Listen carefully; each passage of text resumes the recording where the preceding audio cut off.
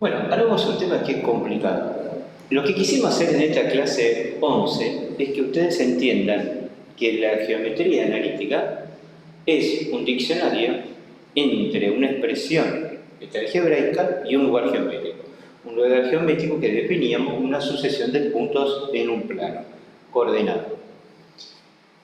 Nosotros vamos a ser bilingües, vamos a ver expresiones y las vamos a traducir en curvas, como trabajando un poco con el conocimiento de las curvas, que las vamos a ir adquiriendo de a poco, no lo tenemos que conocer todo en la primera clase, o sea, por ejemplo, en las cónicas, y eso no es necesario saberlas ahora.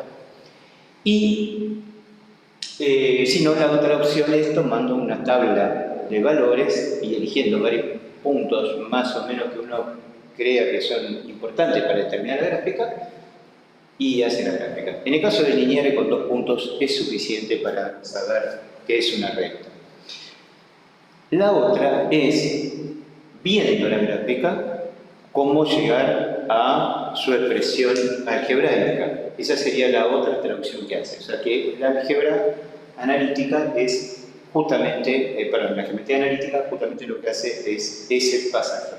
Desde una expresión a un lugar geométrico, a un lugar geométrico a una expresión. Pero una de las cosas que uno analiza cuando estudia este pasaje de un lado a otro, del dibujo a la expresión matemática, de la expresión matemática al dibujo, es el análisis de simetría. Veamos un poquito algunas de estas curvas. Aquí tenemos lo que llamamos una parábola, que es una de las cónicas, cuya fórmula, por decirlo de alguna manera, su expresión algebraica es y igual a x al cuadrado. Cuando x vale 0, y vale 0. Cuando x vale 1, y vale 1. Pero también cuando x vale menos 1, también vale 1. Por eso hay una simetría a ambos lados. Y así voy subiendo. Si es 2, pongo 2 acá, va a ser 4. Si lo pongo menos 2, va a ser 4. ¿Qué quiere decir? Que cuando vemos un tipo de curva que es simétrica con respecto al eje Y, esta o esta que está más arriba, estamos hablando de una simetría par. Simetría par. ¿Cómo se define la simetría par? Si yo cambio el signo del x y no me altera la función, solo el x, tengo lo que llamo una función par. O sea, primero, si la veo la simetría con respecto al eje Y, ya está. Si en vez del dibujo tuviera la expresión geométrica, lo que hago acá es poner menos x elevado al cuadrado va a dar el mismo valor de y. O sea, esto no se altera por más que esto sea positivo o negativo. Esa sería la prueba de la función par. Veamos esta parábola que está acostada, es esta, cuya fórmula es x igual a y al cuadrado. ¿Por qué no tiene simetría par? Primero, no está simétrica con respecto al eje Y. Segundo, cuando pongo menos x, me alteró la posición de la curva. Entonces hay que tener cuidado cuando uno ve las simetrías. Vayamos a este tipo de simetría que es con respecto al origen, o sea, hay una doble simetría.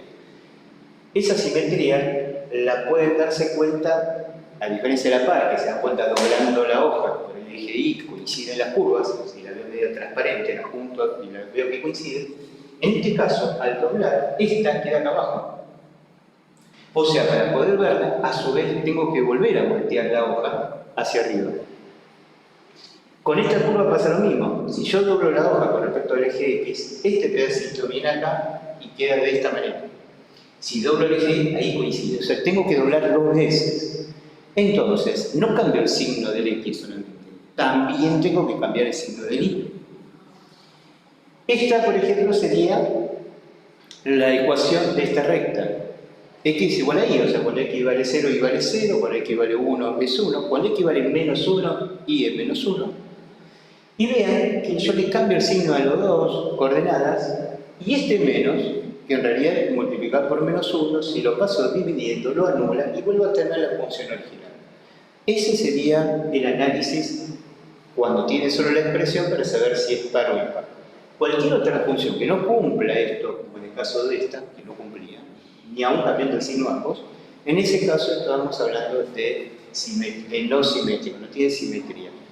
Si solo cambio el valor de x o veo que es simétrico con respecto al eje x, digo simetría par. En este caso tiene simetría impar.